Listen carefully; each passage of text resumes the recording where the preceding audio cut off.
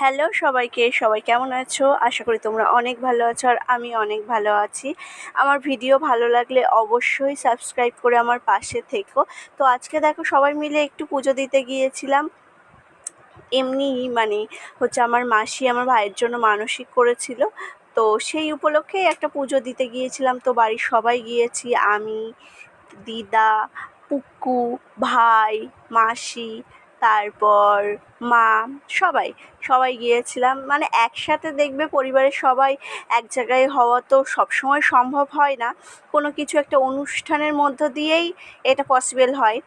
তো যাই হোক, এখন সবাই মিলে একসাথে মনটা একদম খুশি হয়ে গিয়েছে পুজো দিয়ে। তো দেখো, এই যে আমার ভাই বসে আছে আর মাসিও বসে আছে। আমি একটু শাড়ি পরেছিলাম আজকে, আমি মা শাড়ি পরেছিলাম।